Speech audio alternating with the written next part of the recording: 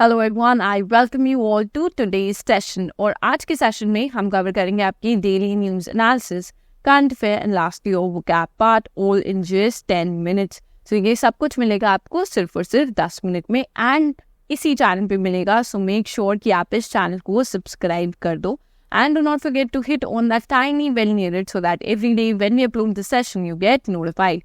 With that let's get started. So आज की जो पहली न्यूज़ आई है दैट इज अबाउट ब्रिक्स। आप सबको पता होगा अबाउट ब्रिक्स एंड इसके 5 जो आपके फाउंडिंग मेंबर्स थे। So B stand for Brazil, R stand for Russia, I stand for India and C stand for China और आपका जो एस है that stand for South Africa.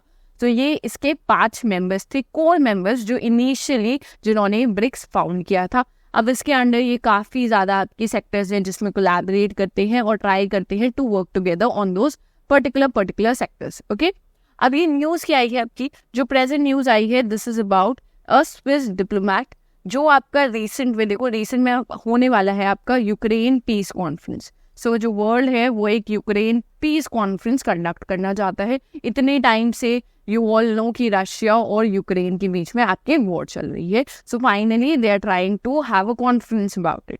Okay, so इसके बारे में बात की गई है। यहाँ पर बोला गया है कि जो स्विस डिप्लोमेट हैं आपके वो इंडिया विजिट करेंगे बिफोर दैट पीस कॉन्फ्रेंस। अब रीजन क्या है, क्यों आ रहे हैं, वो डिस्कस करते हैं। अब देखो, आप सबको पता होगा कि रशिया और यूक्रेन के बीच में वॉर है। अब यूक्रेन के लिए पीस कॉन्फ्रेंस हो रही है और इन्होंने इसमें रशिया को इनवाइट ही नहीं करा है, इन्होंने रशिया को इन्विटेशन नहीं सेंड किया है। तो द मेन पर्पस ये इंडिया क्यों विजिट कर रहे हैं, see the main purpose here is कि ये चाहते हैं जो आपकी ब्रिक्स ऑर्गेनाइजेशन है उसमें से आर को रिमूव करना चाहते हैं, ये रशिया को इसमें से हटाना चाहते हैं।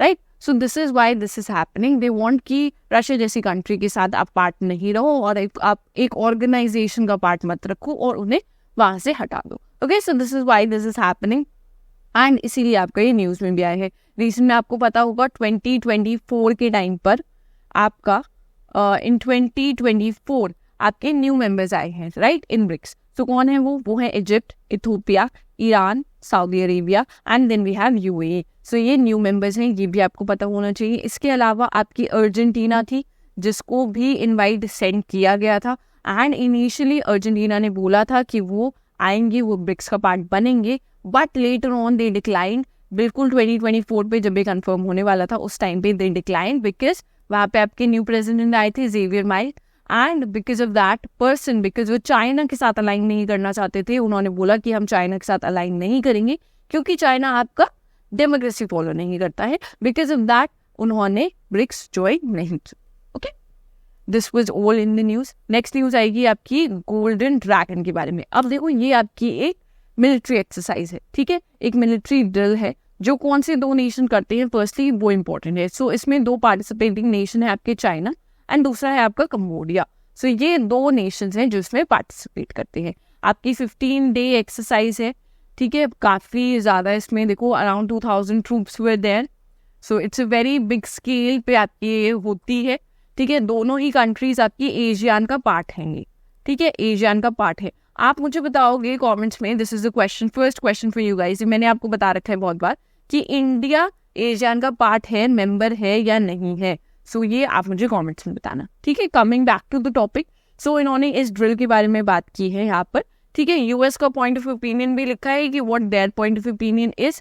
देखो, इन्होंने ये साउथ चाइना सी में करी है। आपने देखा होगा प्रेजेंट में, अगर आप हमें फॉलो करते हो on this channel, that US भी आपकी काफ़ी मिलिट्री ड्रिल्स कर रहा है वहाँ पर। काफ़ी जो आपके साउथ चाइना सी के जो कंट्रीज़ हैं या जो उन्हें बॉर्डर करती हैं वहाँ पर जो कंट्रीज़ हैं उनके साथ काफ़ी एग्रीमेंट्स कर रहे हैं, ड्रिल्स कर रहे हैं, ठीक है। जैसे उन्होंने फिलिपाइन के साथ करी रिसेंट में, ठीक है। उन्होंने जापान को भी इन्वॉल्व करने का ट्राई कर रहे हैं, साउथ कोरिया को इन्वॉल्व करने का ट्राई कर रहे हैं अपने साथ, right. So that is going on.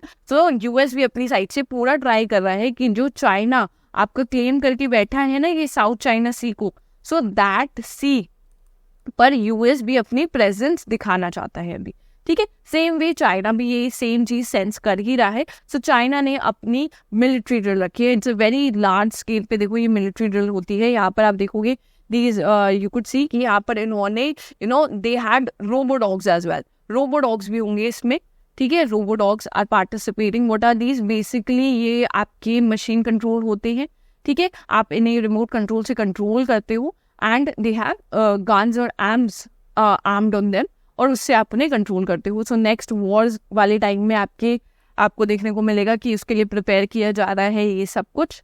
ठीक है, so that was in news. Next चीज़ इन्होंने बात करी है आपकी रियान नेवल बेस के बारे में. ठीक है, आपका this is important, this is a Ream naval base. So आपको पहली बात जो आपके लिए बहुत ज़्यादा इंपॉर्टेंट है, रियान नेवल बेस. अब इसके बारे में देखो, आपकी लोकेशन के ऊपर भी यूपीएससी क्वेश्चन पूछ सकता है. आप सबको पता होगा सीडीएस एनडीए की नोटिफिकेशन भी आ चुकी है, सो एग्जाम्स तो आएंगे ही.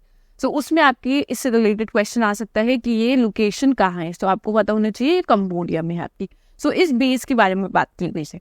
ठीक है, अब वी मूव फॉरवर्ड. ओके, अब आप देखोगे ये है आपका रियान नेवल बेस. सो यहाँ पर आपका कंबोडिया है और इस साइड है आपका Ream naval base. So gulf of जो थाईलैंड है वहाँ पे काफ़ी इजी एक्सेस मिलेंगी चाइना को थ्रू दिस. अब एक पॉइंट आप याद रखना कि जो आपका कंबोडिया है, बोथ आपका कंबोडिया यहाँ पर एंड चाइना, ये दोनों काफ़ी अच्छे फ्रेंड्स हैं. इनकी फ्रेंडशिप बहुत अच्छी है एंड ये दोनों एक दूसरे को हेल्प भी करते हैं.